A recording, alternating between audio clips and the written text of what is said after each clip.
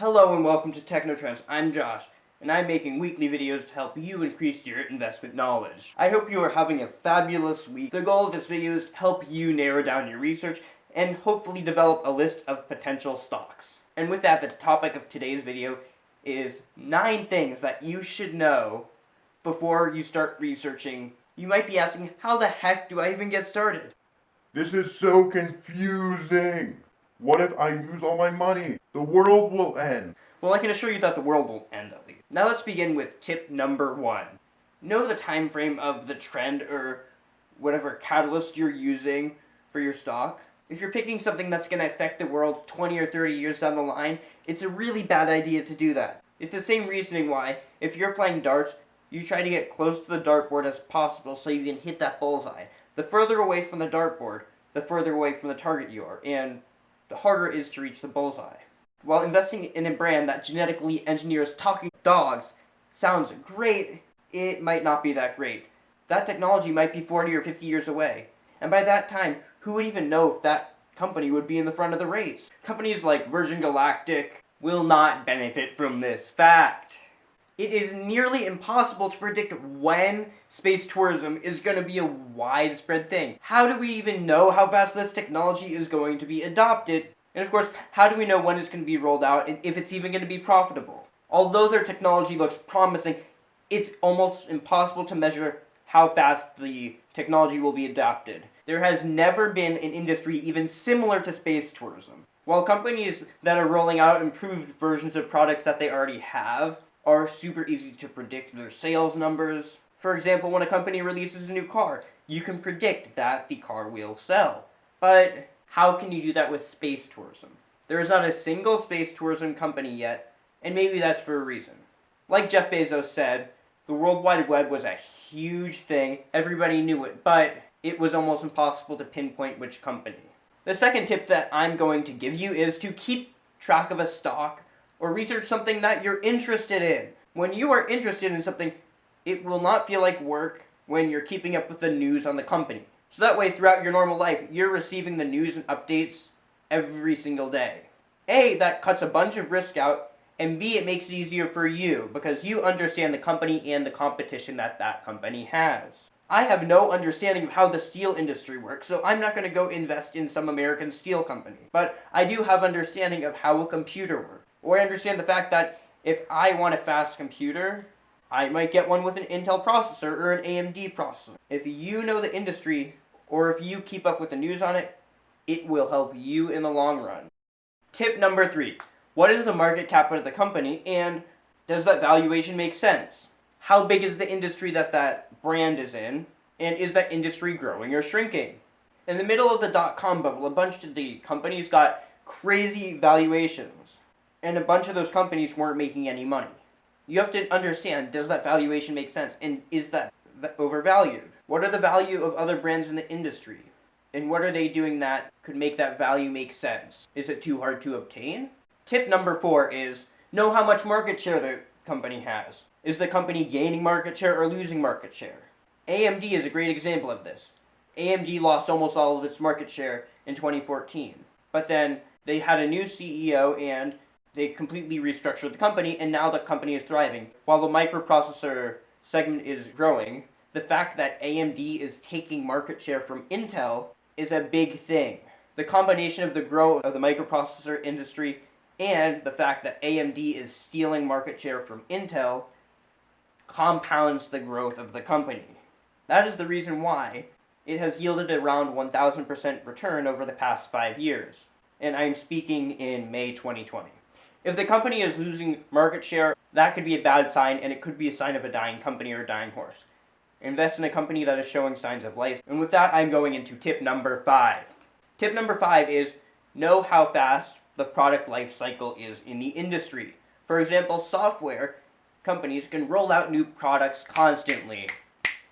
It only takes a press of a button and a couple keystrokes, and they can release a new product. But if you're talking about a car company, it takes years to engineer a car engine. And worse, if you're investing in a store chain like Sears or Macy's, it takes way longer to build an entire new store. While technology companies just make a new computer design, and they can roll out new products every 2 years, and they can rapidly gain market share, or they can rapidly lose market share. Take Nokia. They were the king of phones and smartphones in 2006, and now Nokia is not a huge company for smartphones. The reason why I like technology companies so much is because they have really quick product life cycles, and they can create huge profits. And then they can reinvest those profits back into the company, and they can create new products that generate even more profit. Now is tip number 6, and that is look 5, 10, or 15 years ahead. Where do you think that industry is going? For example, Amazon is taking over a bunch of chain stores like Dillard's, Macy's, and Sears. If you look 5, 10 years ahead, you know that those stores don't have that bright of a future. But if you look at the future of trends like artificial intelligence, AI, it's a huge thing. AI is going to be driving self-driving cars, and it's going to be automating factories. It also is going to be looking at all of the data, and it's going to be make it so that we will be able to visualize it, and companies will be able to create bigger profits. Companies like Splunk are using AI to analyze data, and companies in the future that aren't going to use AI will have a huge disadvantage compared to companies that will use it. In 5, 10, or 15 years, AI is going to be huge. If you look at 5, 10, or 15 years, you could look at airports and say, well, things like Hyperloop could knock out all the airlines because vacuum tube transportation at the speed of sound is way faster than airport transportation. But the big obstacle is infrastructure. Companies like Tesla making autonomous taxis. Those types of industries with bright futures are poised to do amazing in the future.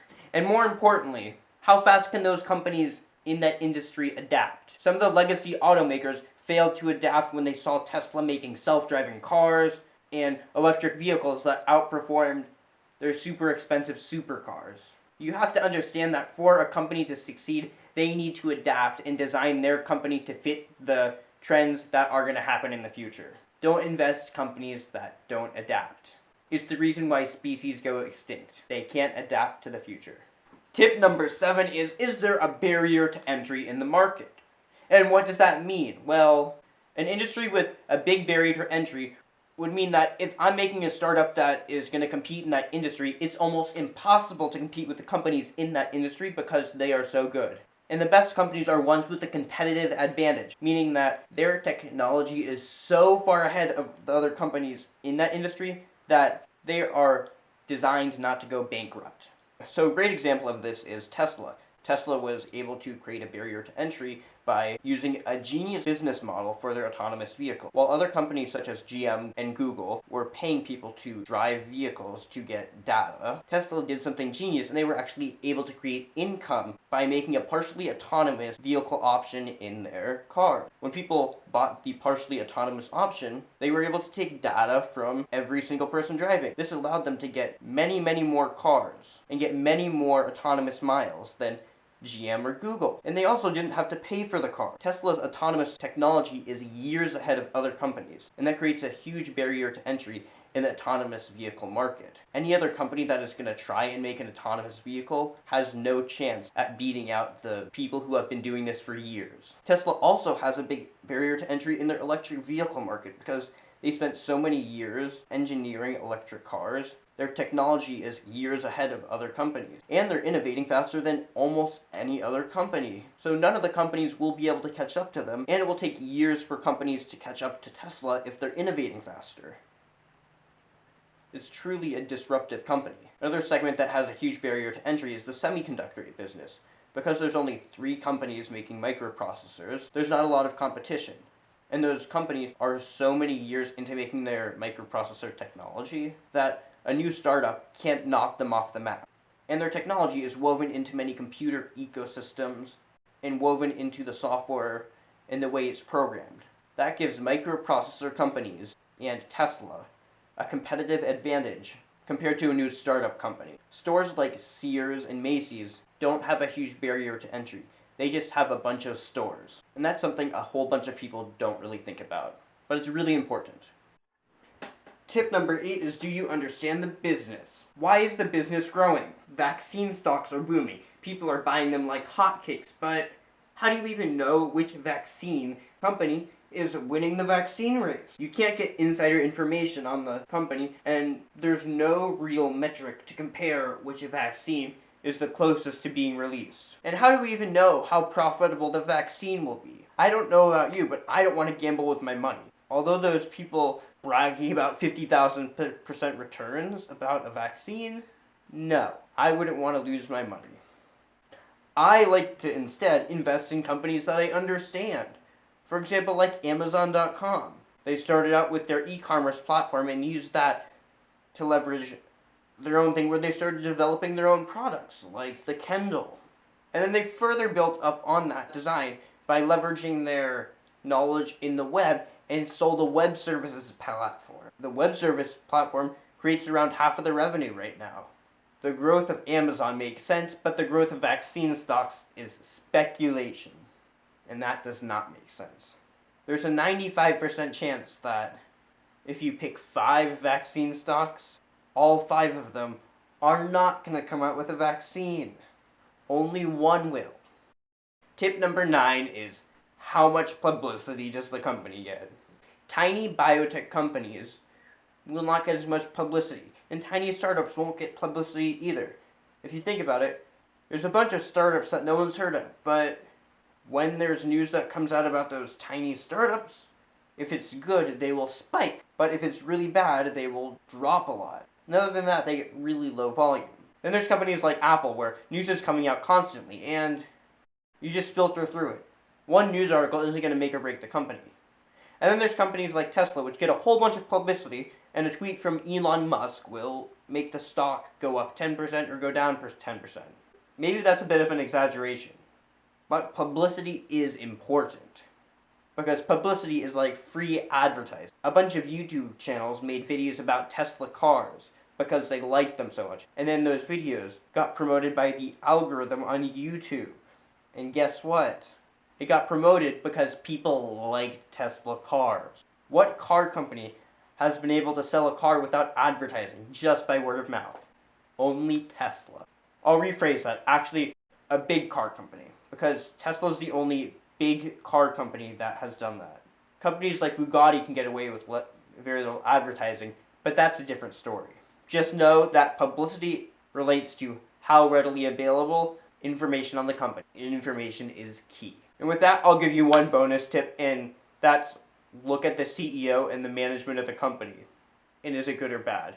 I'm not going to go in depth on this because I'm going to make another video on this in the future, and that's going to dive way more into depth on that topic. And I'm sure it will be super interesting. So you should stick around and watch that in the future. You guys know that the goal of my videos is to help you get to your financial goals, but I need you to help me receive my goals in return. You can do that by smashing that like button and by subscribing to my channel. Share the videos with other people who might like it. It's very hard to get views on a tiny YouTube channel, and it's very hard to get traction, so any small amount of help is great for the YouTube algorithm.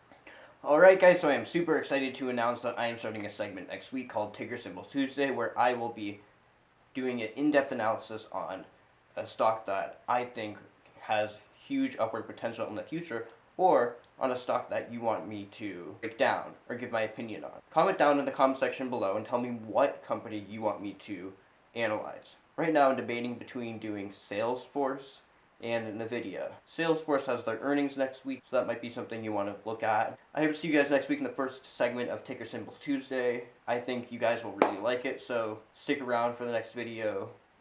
Something went wrong. Try again in a few seconds. Hope you enjoy. Peace.